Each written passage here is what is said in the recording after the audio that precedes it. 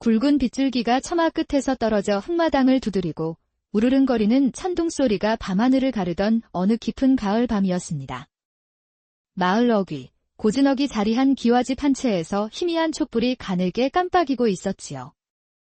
그 집 안에서는 35의 박씨 부인이 창백한 얼굴로 창문 너머 쏟아지는 비를 하염없이 바라보고 있었습니다. 복녀야, 이 비가 언제쯤 그칠까? 부인의 목소리는 마른 잎사귀처럼 힘이 없었습니다. 몇 달 전부터 시작된 알 수 없는 병이 그녀의 몸을 하루가 다르게 쇠하게 만들고 있었기 때문입니다. 마님, 곧 그칠 것입니다. 신여치 마시고 어서 주무시지요. 40이 넘은 충직한 몸종 복녀가 다가와 부인의 어깨 위로 얇은 이불을 덮어주었습니다. 바로 그때였습니다. 쿵, 쿵, 쿵. 누군가 대문을 다급하게 두드리는 소리가 빗소리를 뚫고 들려왔습니다. 이 깊은 밤중에 누구일꼬? 복녀가 의아해하며 촛대를 들고 조심스럽게 대문 쪽으로 향했습니다. 마님. 사람이 쓰러져 있습니다. 복녀의 다급한 외침에 박씨 부인이 아픈 몸을 이끌고 비틀거리며 밖으로 나왔습니다. 대문 앞 흙바닥에는 20살 후반으로 보이는 낯선 사내가 억수 같은 비에 흠뻑 젖은 채 쓰러져 있었습니다.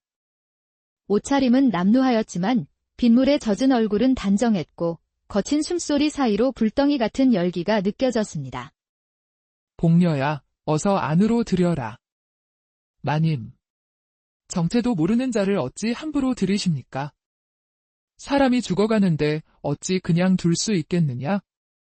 박씨 부인의 단호한 말에 복녀는 더 이상 반대하지 못하고 사내를 부축해 방으로 옮겼습니다. 그렇게 떠돌이 청년 강사는 박씨 부인의 집에 발을 들이게 되었습니다. 꼬박 이틀이 지나 열이 내린 강산이 박씨 부인 앞에 엎드려 큰 절을 올렸습니다. 그의 얼굴색은 이미 정상으로 돌아왔고 맑게 빛나는 눈빛은 총명해 보였습니다. 마님의 크신 은혜, 이 생에 갚을 길이 없습니다. 일어나거라. 사람으로서 마땅히 할 도리를 했을 뿐이니라. 소인이 몸이 나으면 굳은 일이라도 시켜주십시오. 하루라도 더 머물며 은혜를 갚고 싶사옵니다. 박씨 부인은 잠시 생각에 잠겼습니다. 남편이 죽고 난 뒤 넓은 집안에 남자 손이 필요한 일이 많았기 때문입니다. 그렇다면 잠시 머물러도 좋으니라. 그날부터 강사는 박씨 부인 댁의 머슴이 되었습니다. 강사는 참으로 부지런했습니다. 동이 트기 전부터 일어나 밤늦게까지 집안일과 밭일을 마다하지 않았지요. 하지만 복녀는 그런 강산에게서 무언가 이상한 낌새를 느꼈습니다. 강산이 일을 할 때도 자꾸만 마님이 계신 안채 쪽으로 시선을 돌리곤 했기 때문입니다. 마님이 마당에 나오시기라도 하면 손에 들고 있던 연장도 잊은 채 멍하니 바라보다가 마님과 눈이 마주치면 황급히 고개를 돌리곤 했지요. 마님, 저자가 아무래도 좀 수상합니다. 무슨 소리를 하는 것이냐? 저 손을 보시지요. 머슴치고는 너무 곱습니다. 흙일 한 번 안 해본 손 같습니다.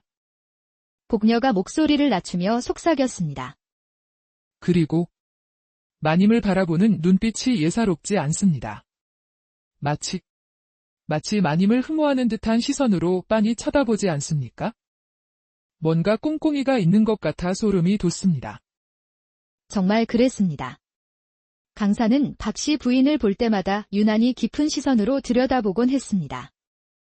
복녀가 보기에는 젊은 남자가 과부인 마님을 사모하는 눈빛이었지만 어딘가 무언가를 탐색하는 듯한 날카로움도 섞여 있었지요. 심지어 마님이 기침이라도 하시면 일하던 손을 멈추고 깊은 걱정이 담긴 표정으로 쳐다보곤 했습니다. 어느 날 강산이 밭일을 마치고 돌아오는 길이었습니다. 그의 손에는 온갖 풀뿌리와 약초들이 들려 있었어요. 강산아, 그게 다 무엇이냐? 그냥 몸에 좋다 하여 캐온 것들입니다. 강산의 대답은 어딘지 어색했습니다. 그리고는 슬쩍 고개를 돌리며 혼잣말처럼 중얼거렸지요. 마님의 안색이 예사롭지 않으신데. 뭐라 하였느냐? 아무것도 아닙니다. 강사는 서둘러 그 자리를 피했습니다. 박씨 부인은 이상했습니다. 천안 머슴이 어찌 그리 정확히 자신의 몸 상태를 아는지, 그리고 그 말투도 때로는 너무 고상했지요. 한편 마을의 유일한 의원인 김영달은 박씨 부인의 병을 두고 전전긍긍하고 있었습니다. 이상하다. 분명 맥은 허약하고 열증이 있는데 도무지병의 근원을 알 수가 없구나. 김영달은 낡은 의서를 뒤적이면서 혼잣말을 했습니다. 촛불 아래 그의 그림자가 길게 드리워졌습니다. 이런 병증은 처음 보는구나. 그는 자신의 실력 부족을 인정하기 싫었습니다. 특히 예전의 명예 유익성의 제자로 받아달라고 청했다가 거절당한 아픈 기억이 있었거든요. 즉, 유의성 그 늙은이가 아직 살아있다면 이런 병쯤은? 김영달은 이를 악물었습니다. 촛불이 바람에 흔들리며 그의 굳어진 얼굴을 번갈아 비췄습니다.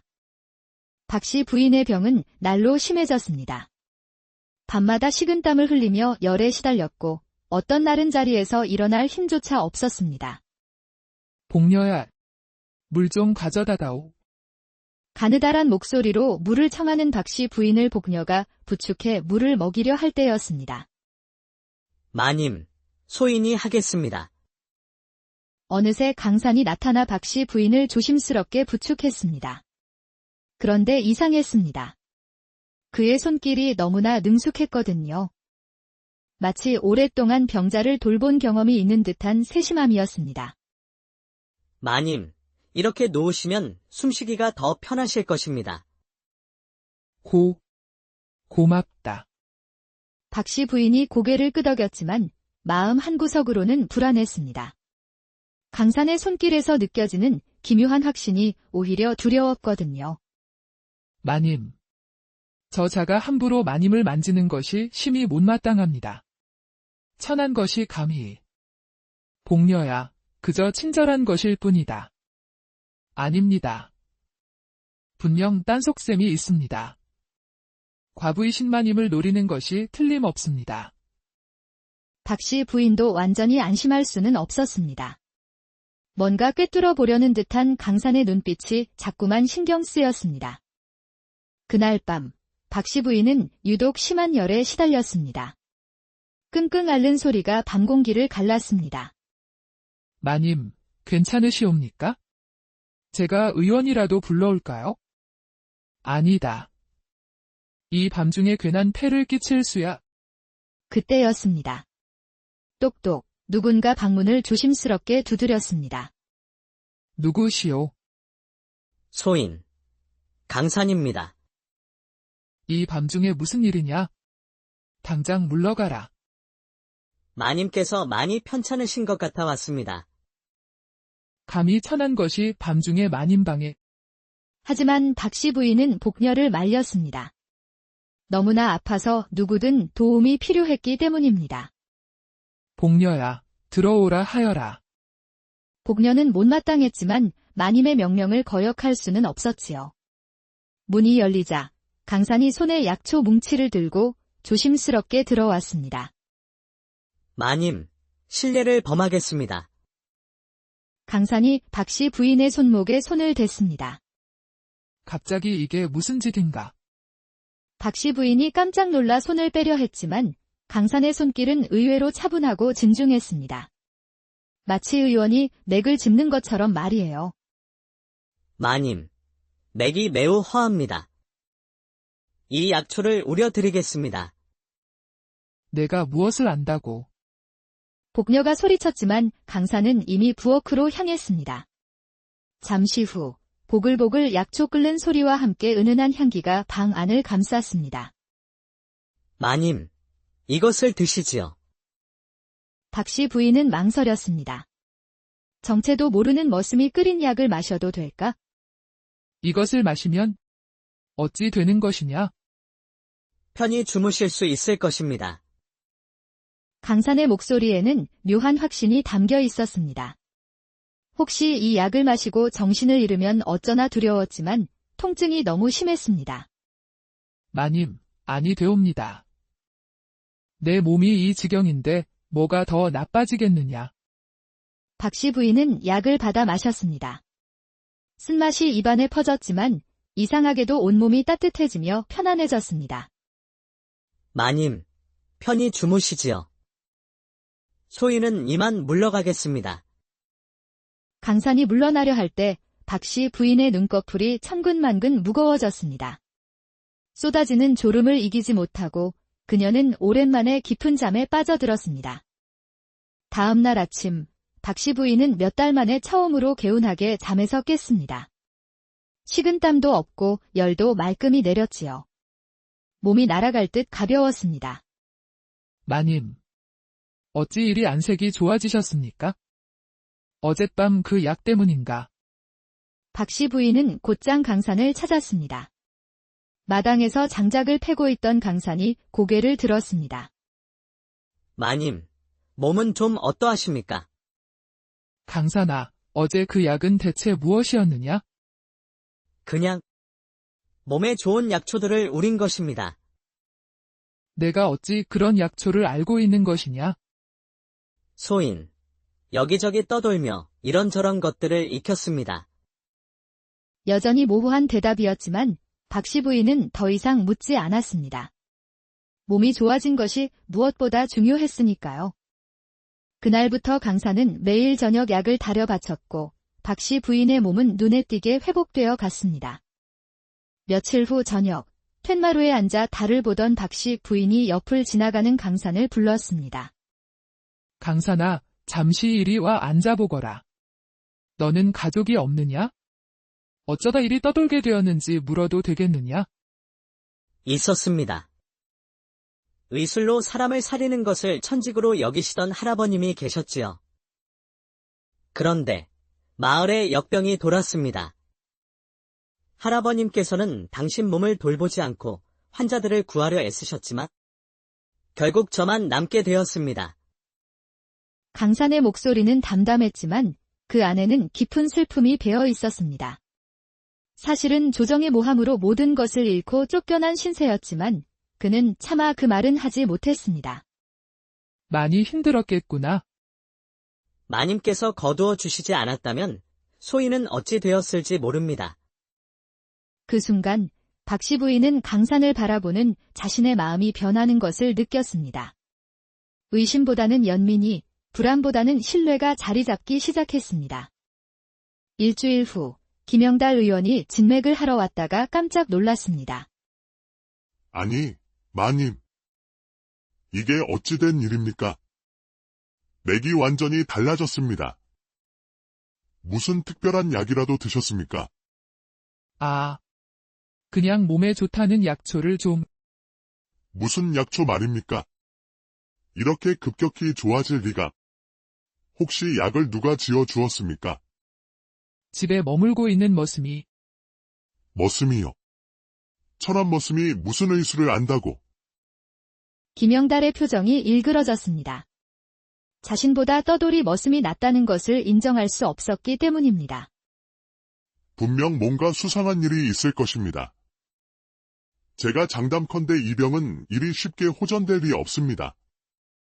며칠 뒤 김영달은 몰래 박씨 부인 댁 뒤편으로 가 강산이 버린 약재 찌꺼기를 뒤졌습니다. 이게 뭐지? 당귀, 백작약은 알겠는데 이 약재는 처음 보는 조합인데. 자신의 지식으로는 해석할 수 없는 약재 조합에 김영달은 더욱 초조해졌습니다. 질투심과 열등감이 그의 마음속에서 부글부글 끓어올랐습니다. 마을에는 이상한 소문이 돌기 시작했습니다. 죽어가던 과부가 젊은 머슴을 들인 뒤로 병이 씻은 듯이 나았다는 이야기였지요. 한 달이 지나 박씨 부인은 완전히 건강을 되찾았습니다. 초조해진 김영달은 더 이상 참을 수 없었습니다. 어느 날 밤, 김영달은 박씨 부인의 집 담벼락에 숨어 안을 엿보았습니다.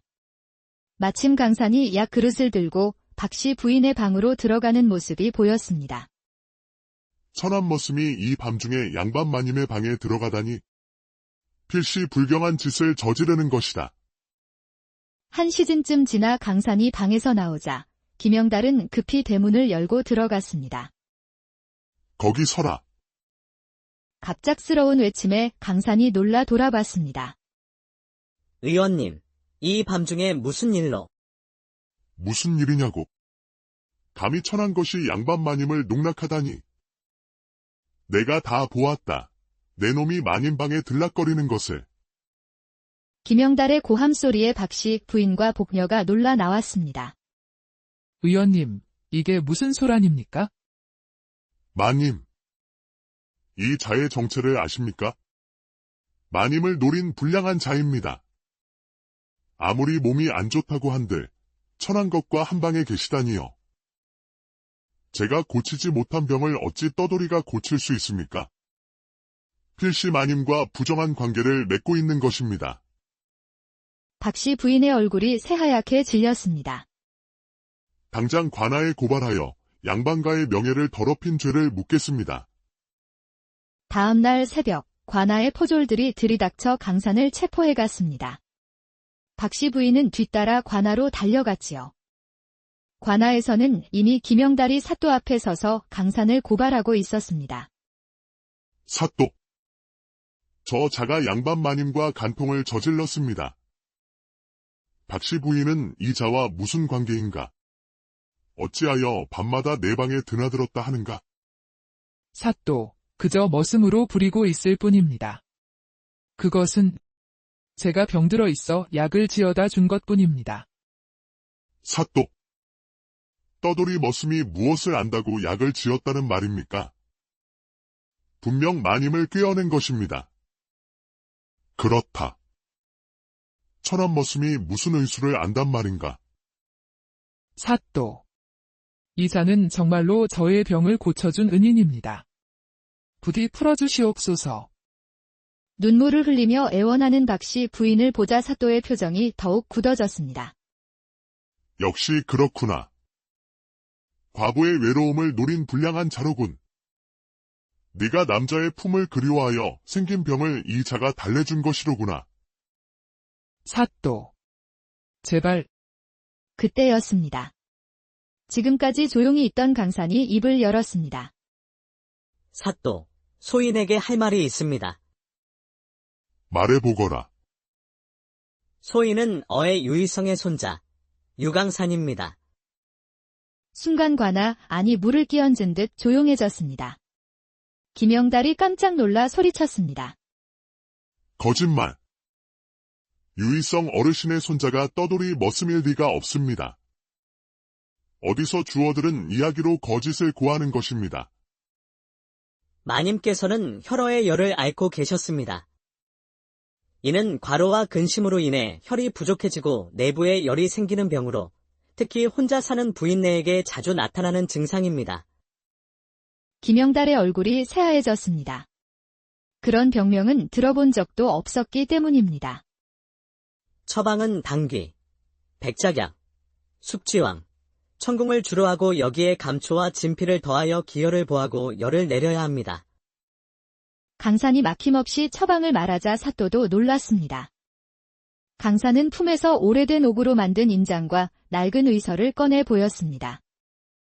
이것은 할아버지께서 주신 인장이며 이것은 할아버지의 의서입니다.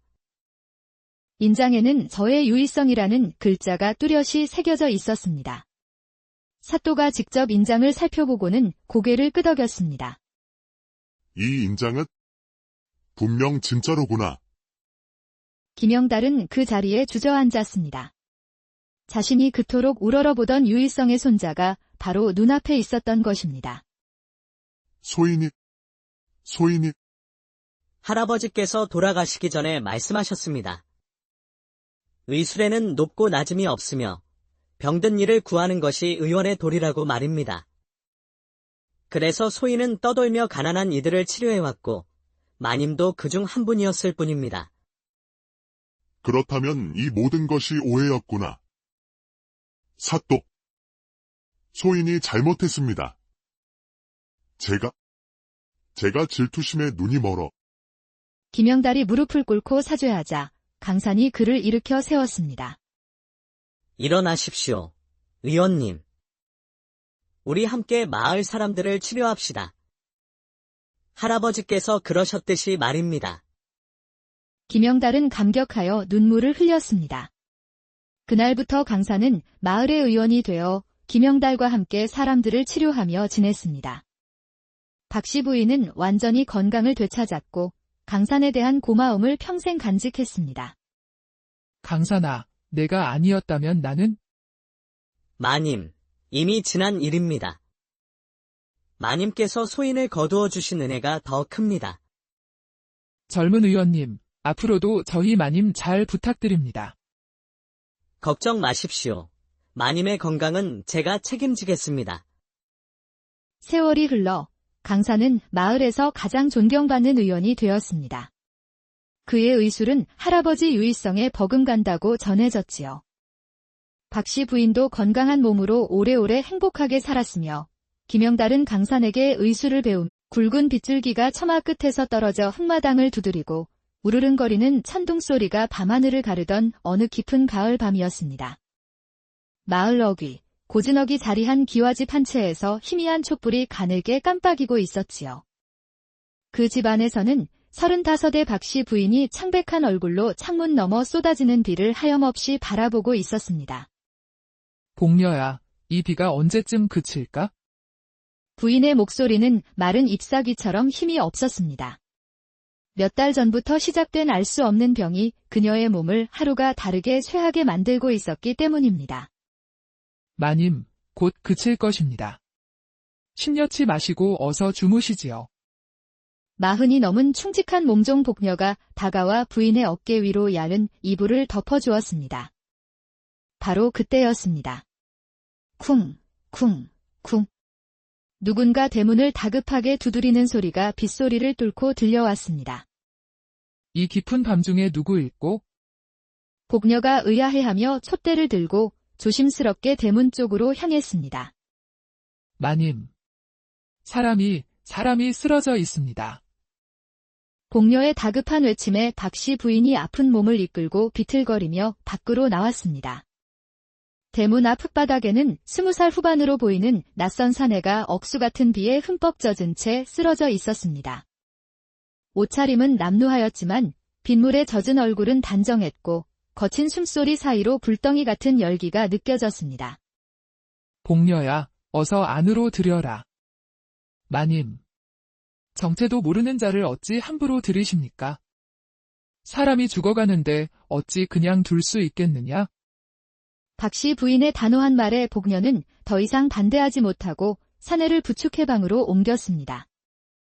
그렇게 떠돌이 청년 강사는 박씨 부인의 집에 발을 들이게 되었습니다. 꼬박 이틀이 지나 열이 내린 강산이 박씨 부인 앞에 엎드려 큰 절을 올렸습니다. 그의 얼굴색은 이미 정상으로 돌아왔고 맑게 빛나는 눈빛은 총명해 보였습니다. 마님의 크신 은혜, 이 생에 갚을 길이 없습니다. 일어나거라. 사람으로서 마땅히 할 도리를 했을 뿐이니라. 소인이 몸이 나으면 굳은 일이라도 시켜주십시오. 하루라도 더 머물며 은혜를 갚고 싶사옵니다. 박씨 부인은 잠시 생각에 잠겼습니다. 남편이 죽고 난 뒤 넓은 집안에 남자 손이 필요한 일이 많았기 때문입니다. 그렇다면 잠시 머물러도 좋으니라. 그날부터 강사는 박씨 부인 댁의 머슴이 되었습니다. 강사는 참으로 부지런했습니다. 동이 트기 전부터 일어나 밤늦게까지 집안일과 밭일을 마다하지 않았지요. 하지만 복녀는 그런 강산에게서 무언가 이상한 낌새를 느꼈습니다. 강산이 일을 할 때도 자꾸만 마님이 계신 안채 쪽으로 시선을 돌리곤 했기 때문입니다. 마님이 마당에 나오시기라도 하면 손에 들고 있던 연장도 잊은 채 멍하니 바라보다가 마님과 눈이 마주치면 황급히 고개를 돌리곤 했지요. 마님, 저자가 아무래도 좀 수상합니다. 무슨 소리를 하는 것이냐? 저 손을 보시지요. 머슴치고는 너무 곱습니다. 흙일 한 번 안 해본 손 같습니다. 복녀가 목소리를 낮추며 속삭였습니다. 그리고 마님을 바라보는 눈빛이 예사롭지 않습니다. 마치 마님을 흠모하는 듯한 시선으로 빤히 쳐다보지 않습니까? 뭔가 꿍꿍이가 있는 것 같아 소름이 돋습니다. 정말 그랬습니다. 강사는 박씨 부인을 볼 때마다 유난히 깊은 시선으로 들여다보곤 했습니다. 복녀가 보기에는 젊은 남자가 과부인 마님을 사모하는 눈빛이었지만 어딘가 무언가를 탐색하는 듯한 날카로움도 섞여 있었지요. 심지어 마님이 기침이라도 하시면 일하던 손을 멈추고 깊은 걱정이 담긴 표정으로 쳐다보곤 했습니다. 어느 날 강산이 바치를 마치고 돌아오는 길이었습니다. 그의 손에는 온갖 풀뿌리와 약초들이 들려 있었어요. 강산아, 그게 다 무엇이냐? 그냥 몸에 좋다 하여 캐온 것들입니다. 강산의 대답은 어딘지 어색했습니다. 그리고는 슬쩍 고개를 돌리며 혼잣말처럼 중얼거렸지요. 마님의 안색이 예사롭지 않으신데. 뭐라 하였느냐? 아무것도 아닙니다. 강산은 서둘러 그 자리를 피했습니다. 박씨 부인은 이상했습니다. 천한 머슴이 어찌 그리 정확히 자신의 몸 상태를 아는지, 그리고 그 말투도 때로는 너무 고상했지요. 한편 마을의 유일한 의원인 김영달은 박씨 부인의 병을 두고 전전긍긍하고 있었습니다. 이상하다. 분명 맥은 허약하고 열증이 있는데 도무지병의 근원을 알 수가 없구나. 김영달은 낡은 의서를 뒤적이면서 혼잣말을 했습니다. 촛불 아래 그의 그림자가 길게 드리워졌습니다. 이런 병증은 처음 보는구나. 그는 자신의 실력 부족을 인정하기 싫었습니다. 특히 예전의 명예 유익성의 제자로 받아달라고 청했다가 거절당한 아픈 기억이 있었거든요. 즉, 유일성 그 늙은이가 아직 살아있다면 이런 병쯤은? 김영달은 이를 악물었습니다. 촛불이 바람에 흔들리며 그의 굳어진 얼굴을 번갈아 비췄습니다. 박씨 부인의 병은 날로 심해졌습니다. 밤마다 식은땀을 흘리며 열에 시달렸고 어떤 날은 자리에서 일어날 힘조차 없었습니다. 복녀야, 물 좀 가져다다오. 가느다란 목소리로 물을 청하는 박씨 부인을 복녀가 부축해 물을 먹이려 할 때였습니다. 마님, 소인이 하겠습니다. 어느새 강산이 나타나 박씨 부인을 조심스럽게 부축했습니다. 그런데 이상했습니다. 그의 손길이 너무나 능숙했거든요.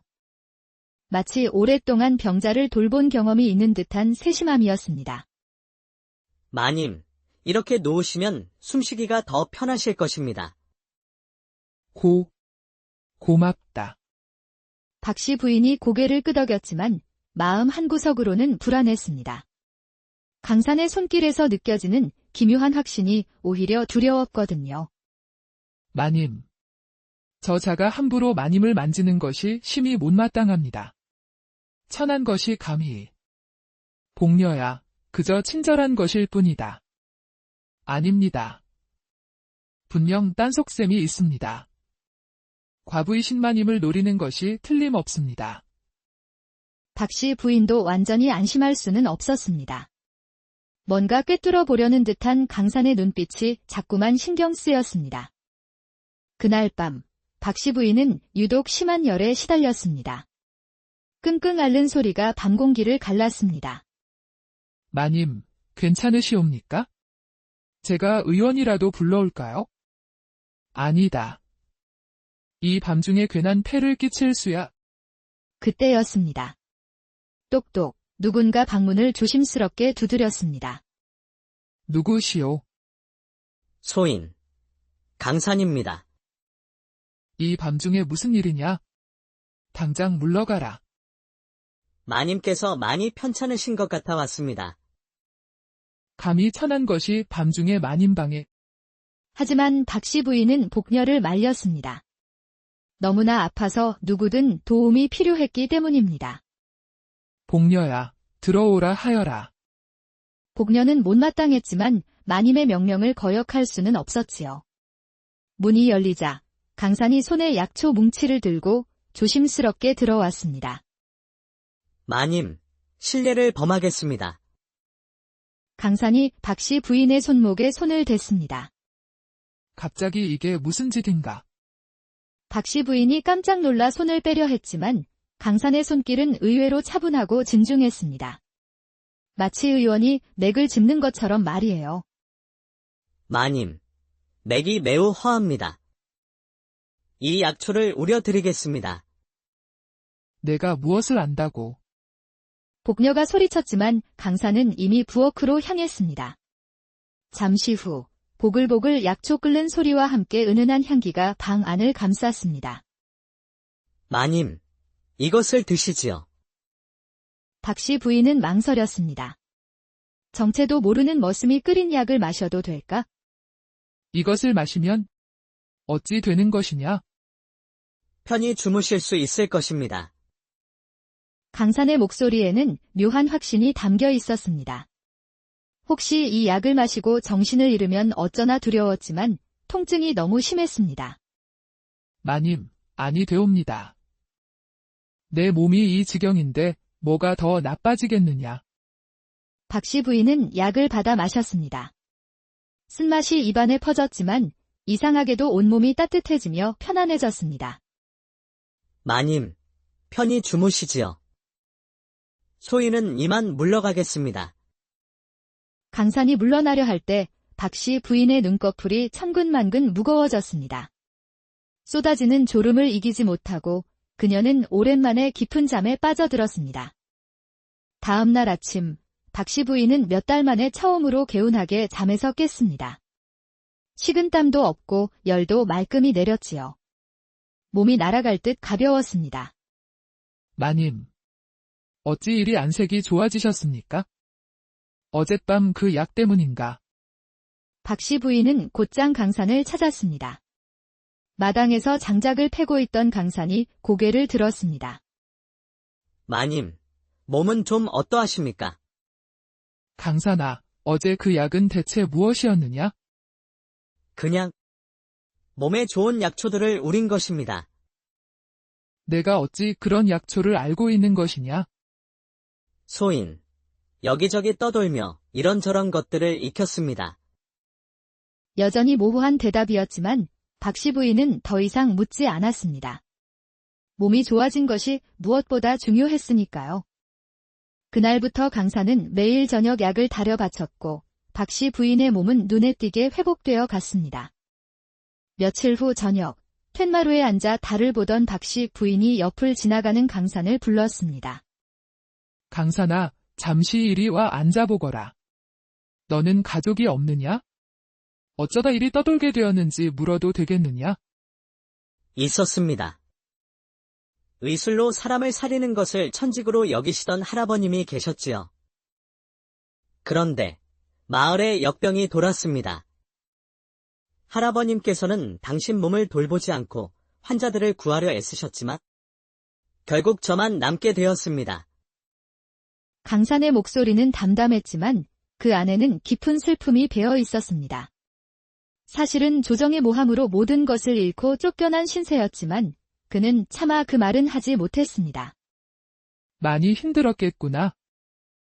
마님께서 거두어 주시지 않았다면 소인은 어찌 되었을지 모릅니다.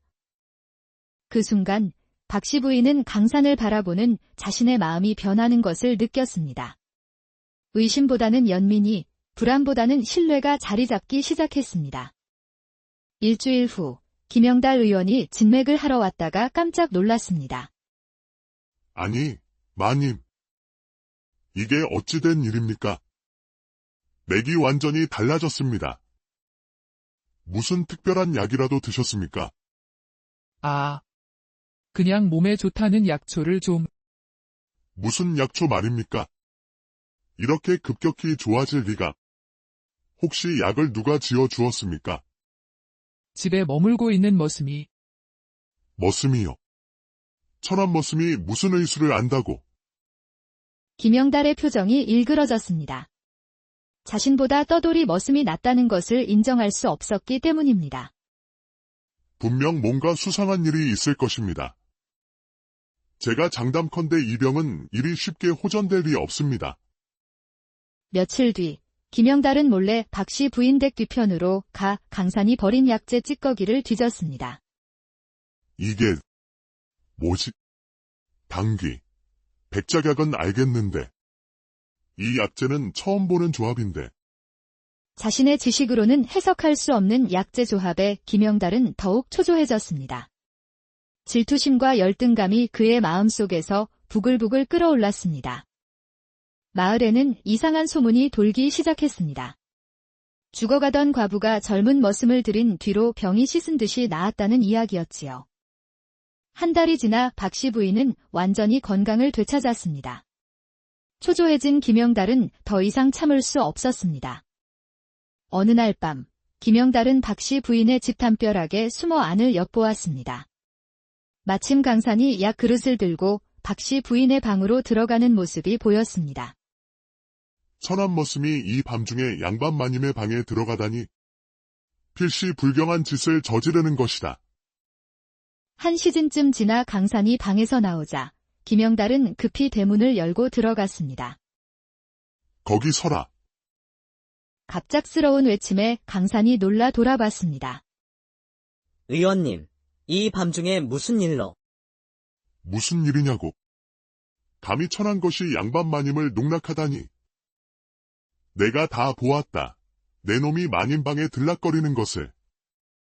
김영달의 고함 소리에 박씨 부인과 복녀가 놀라 나왔습니다. 의원님, 이게 무슨 소란입니까? 마님. 이 자의 정체를 아십니까? 마님을 노린 불량한 자입니다. 아무리 몸이 안 좋다고 한들 천한 것과 한 방에 계시다니요. 제가 고치지 못한 병을 어찌 떠돌이가 고칠 수 있습니까? 필시 마님과 부정한 관계를 맺고 있는 것입니다. 박씨 부인의 얼굴이 새하얗게 질렸습니다. 당장 관아에 고발하여 양반가의 명예를 더럽힌 죄를 묻겠습니다. 다음 날 새벽, 관아의 포졸들이 들이닥쳐 강산을 체포해갔습니다. 박씨 부인은 뒤따라 관아로 달려갔지요. 관아에서는 이미 김영달이 사또 앞에 서서 강산을 고발하고 있었습니다. 사또. 저 자가 양반 마님과 간통을 저질렀습니다. 박씨 부인은 이 자와 무슨 관계인가? 어찌하여 밤마다 내 방에 드나들었다 하는가? 사또, 그저 머슴으로 부리고 있을 뿐입니다. 그것은 제가 병들어 있어 약을 지어다 준 것뿐입니다. 사또. 떠돌이 머슴이 무엇을 안다고 약을 지었다는 말입니까? 분명 마님을 꿰어낸 것입니다. 그렇다. 천한 머슴이 무슨 의수를 안단 말인가? 사또. 이자는 정말로 저의 병을 고쳐준 은인입니다. 부디 풀어주시옵소서. 눈물을 흘리며 애원하는 박씨 부인을 보자 사또의 표정이 더욱 굳어졌습니다. 역시 그렇구나. 과부의 외로움을 노린 불량한 자로군. 네가 남자의 품을 그리워하여 생긴 병을 이 자가 달래준 것이로구나. 사또. 제발. 그때였습니다. 지금까지 조용히 있던 강산이 입을 열었습니다. 사또, 소인에게 할 말이 있습니다. 말해보거라. 소인은 어의 유이성의 손자, 유강산입니다. 순간 관아 안이 물을 끼얹은 듯 조용해졌습니다. 김영달이 깜짝 놀라 소리쳤습니다. 거짓말. 유이성 어르신의 손자가 떠돌이 머슴일 리가 없습니다. 어디서 주어들은 이야기로 거짓을 고하는 것입니다. 마님께서는 혈어의 열을 앓고 계셨습니다.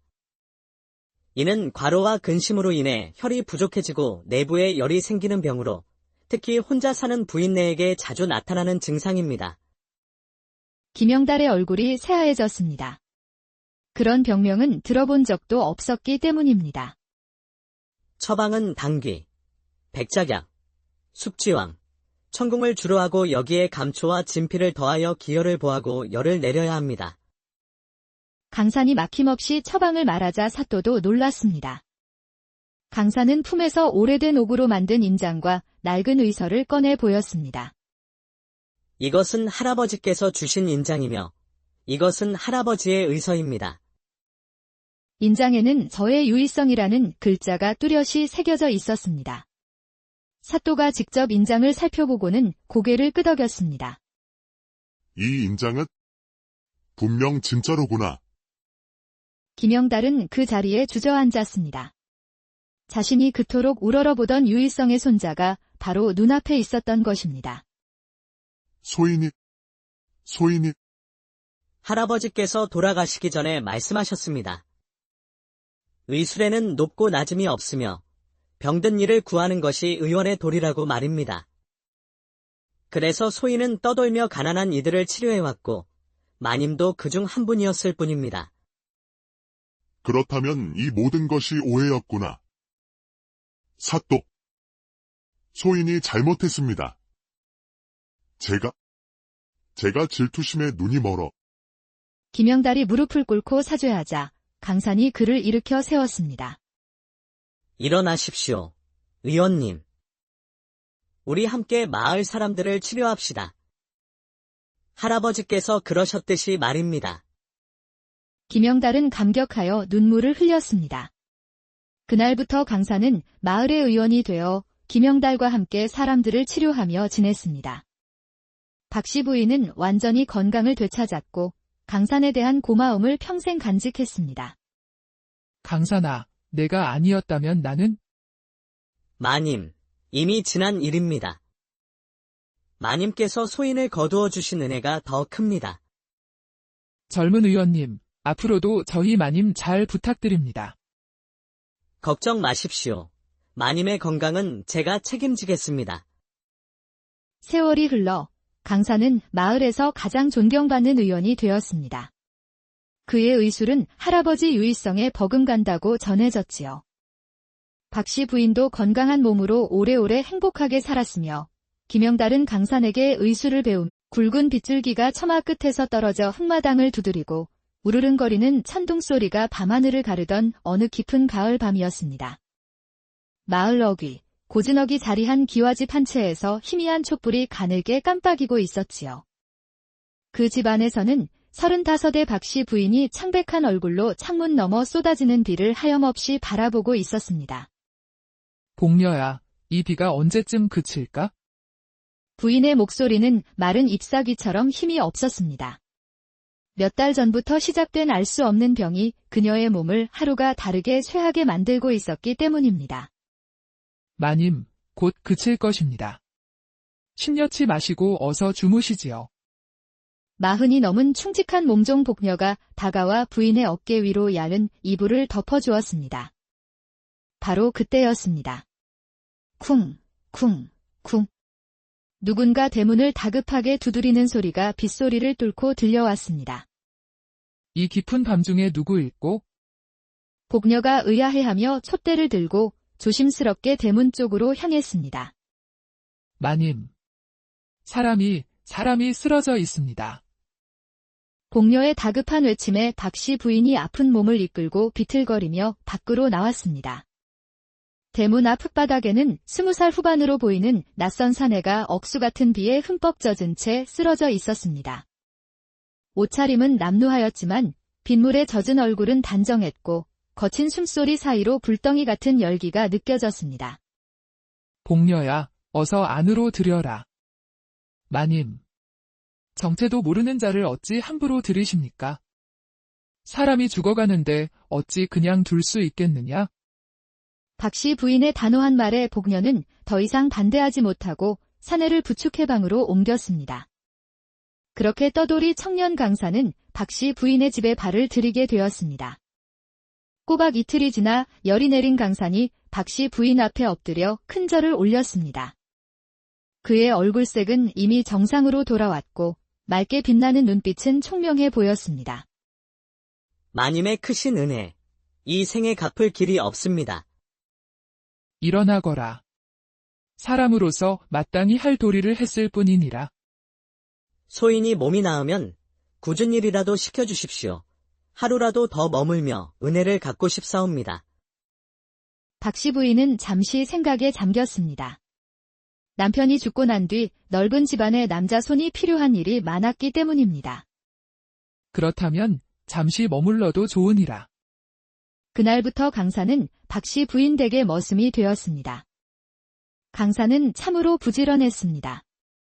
동이 트기 전부터 일어나 밤늦게까지 집안일과 밭일을 마다하지 않았지요. 하지만 복녀는 그런 강산에게서 무언가 이상한 낌새를 느꼈습니다.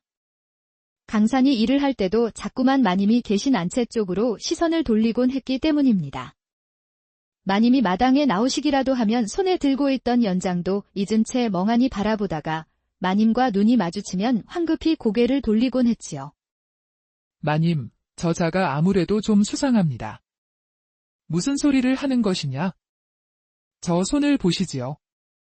머슴치고는 너무 곱습니다. 흙일 한 번 안 해본 손 같습니다. 복녀가 목소리를 낮추며 속삭였습니다. 그리고 마님을 바라보는 눈빛이 예사롭지 않습니다. 마치 마님을 흠모하는 듯한 시선으로 빤히 쳐다보지 않습니까? 뭔가 꿍꿍이가 있는 것 같아 소름이 돋습니다. 정말 그랬습니다. 강사는 박씨 부인을 볼 때마다 유난히 깊은 시선으로 들여다보곤 했습니다. 복녀가 보기에는 젊은 남자가 과부인 마님을 사모하는 눈빛이었지만 어딘가 무언가를 탐색하는 듯한 날카로움도 섞여 있었지요. 심지어 마님이 기침이라도 하시면 일하던 손을 멈추고 깊은 걱정이 담긴 표정으로 쳐다보곤 했습니다. 어느 날 강산이 밭일을 마치고 돌아오는 길이었습니다. 그의 손에는 온갖 풀뿌리와 약초들이 들려 있었어요. 강산아, 그게 다 무엇이냐? 그냥 몸에 좋다 하여 캐온 것들입니다. 강산의 대답은 어딘지 어색했습니다.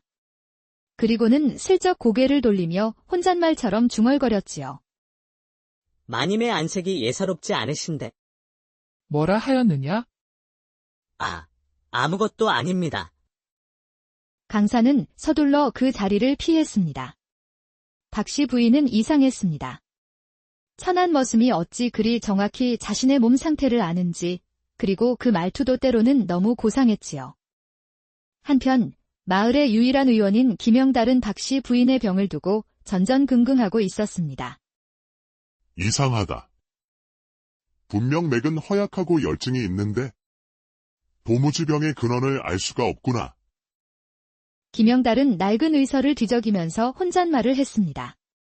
촛불 아래 그의 그림자가 길게 드리워졌습니다. 이런 병증은 처음 보는구나. 그는 자신의 실력 부족을 인정하기 싫었습니다. 특히 예전의 명의 유익성의 제자로 받아달라고 청했다가 거절당한 아픈 기억이 있었거든요.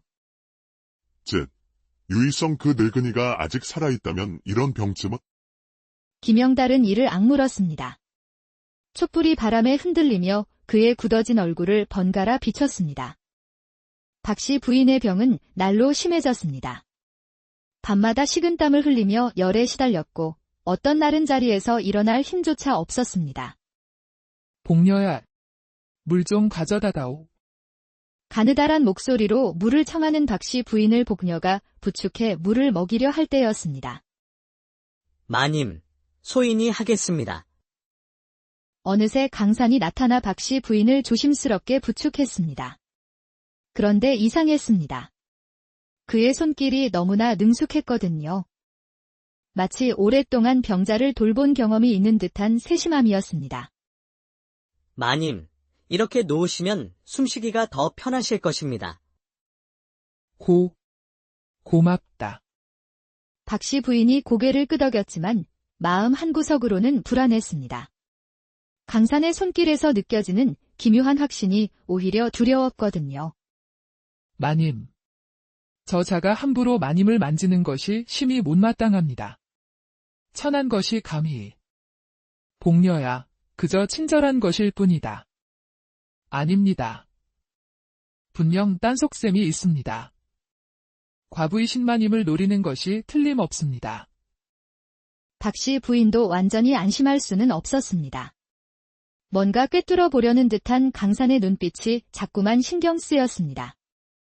그날 밤, 박씨 부인은 유독 심한 열에 시달렸습니다.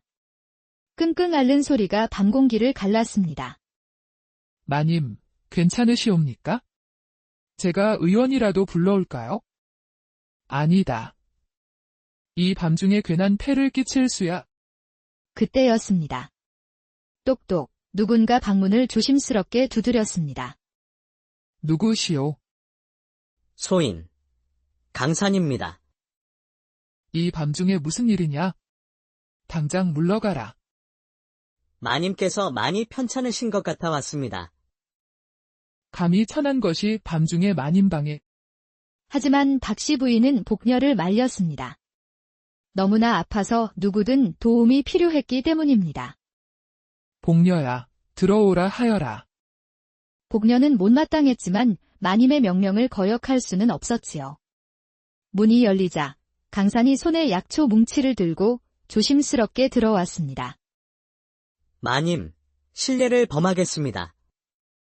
강산이 박씨 부인의 손목에 손을 댔습니다. 갑자기 이게 무슨 짓인가? 박씨 부인이 깜짝 놀라 손을 빼려 했지만 강산의 손길은 의외로 차분하고 진중했습니다. 마치 의원이 맥을 짚는 것처럼 말이에요. 마님, 맥이 매우 허합니다. 이 약초를 우려드리겠습니다. 내가 무엇을 안다고. 복녀가 소리쳤지만 강산은 이미 부엌으로 향했습니다.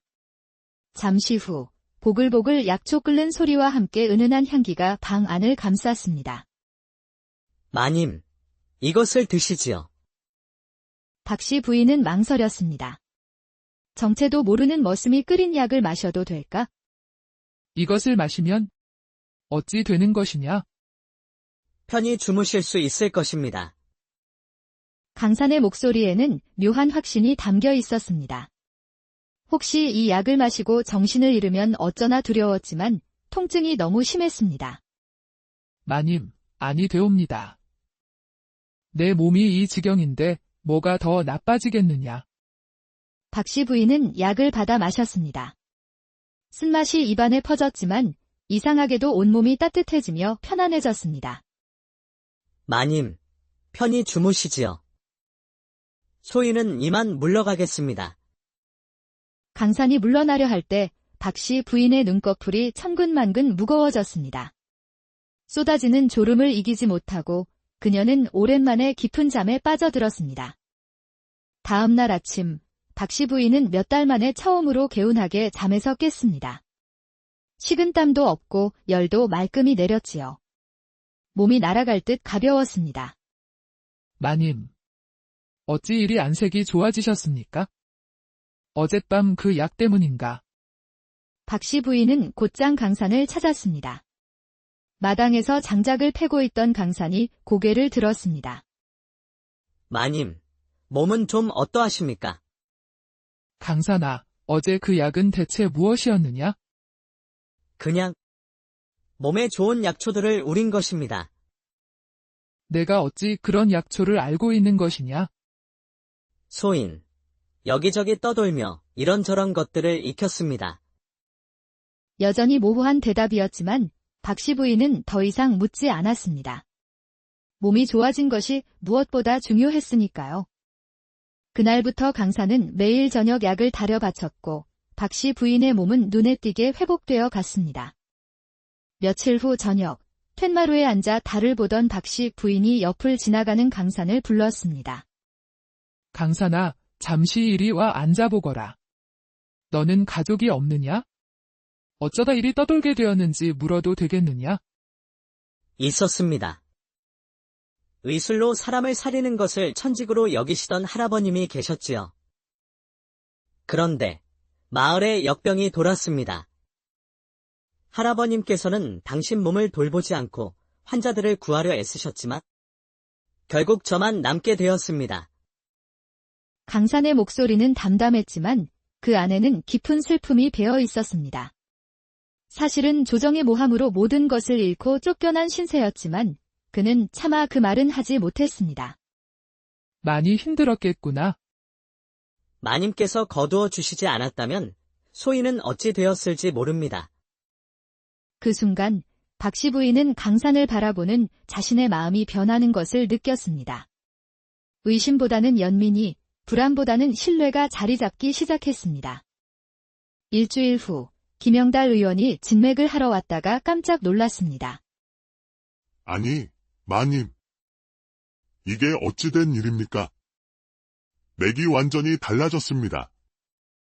무슨 특별한 약이라도 드셨습니까? 아, 그냥 몸에 좋다는 약초를 좀. 무슨 약초 말입니까?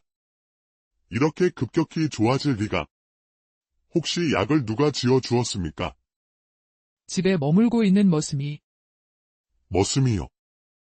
천한 머슴이 무슨 의술을 안다고. 김영달의 표정이 일그러졌습니다. 자신보다 떠돌이 머슴이 낫다는 것을 인정할 수 없었기 때문입니다. 분명 뭔가 수상한 일이 있을 것입니다. 제가 장담컨대 이 병은 이리 쉽게 호전될 리 없습니다. 며칠 뒤 김영달은 몰래 박씨 부인 댁 뒤편으로 가 강산이 버린 약재 찌꺼기를 뒤졌습니다. 이게 뭐지? 당귀, 백작약은 알겠는데 이 약재는 처음 보는 조합인데. 자신의 지식으로는 해석할 수 없는 약재 조합에 김영달은 더욱 초조해졌습니다. 질투심과 열등감이 그의 마음속에서 부글부글 끓어올랐습니다. 마을에는 이상한 소문이 돌기 시작했습니다. 죽어가던 과부가 젊은 머슴을 들인 뒤로 병이 씻은 듯이 나았다는 이야기였지요. 한 달이 지나 박씨 부인은 완전히 건강을 되찾았습니다. 초조해진 김영달은 더 이상 참을 수 없었습니다. 어느 날 밤, 김영달은 박씨 부인의 집 담벼락에 숨어 안을 엿보았습니다. 마침 강산이 약 그릇을 들고 박씨 부인의 방으로 들어가는 모습이 보였습니다. 천한 머슴이 이 밤중에 양반 마님의 방에 들어가다니 필시 불경한 짓을 저지르는 것이다. 한 시즌쯤 지나 강산이 방에서 나오자 김영달은 급히 대문을 열고 들어갔습니다. 거기 서라. 갑작스러운 외침에 강산이 놀라 돌아봤습니다. 의원님, 이 밤중에 무슨 일로? 무슨 일이냐고. 감히 천한 것이 양반 마님을 농락하다니. 내가 다 보았다. 내 놈이 마님 방에 들락거리는 것을. 김영달의 고함 소리에 박씨 부인과 복녀가 놀라 나왔습니다. 의원님, 이게 무슨 소란입니까? 마님. 이 자의 정체를 아십니까? 마님을 노린 불량한 자입니다. 아무리 몸이 안 좋다고 한들 천한 것과 한 방에 계시다니요. 제가 고치지 못한 병을 어찌 떠돌이가 고칠 수 있습니까? 필시 마님과 부정한 관계를 맺고 있는 것입니다. 박씨 부인의 얼굴이 새하얗게 질렸습니다. 당장 관아에 고발하여 양반가의 명예를 더럽힌 죄를 묻겠습니다. 다음 날 새벽, 관아의 포졸들이 들이닥쳐 강산을 체포해갔습니다. 박씨 부인은 뒤따라 관아로 달려갔지요. 관아에서는 이미 김영달이 사또 앞에 서서 강산을 고발하고 있었습니다. 사또. 저 자가 양반 마님과 간통을 저질렀습니다. 박씨 부인은 이 자와 무슨 관계인가? 어찌하여 밤마다 내 방에 드나들었다 하는가? 사또, 그저 머슴으로 부리고 있을 뿐입니다. 그것은 제가 병들어 있어 약을 지어다 준 것뿐입니다. 사또. 떠돌이 머슴이 무엇을 안다고 약을 지었다는 말입니까? 분명 마님을 꿰어낸 것입니다. 그렇다. 천한 머슴이 무슨 의술을 안단 말인가?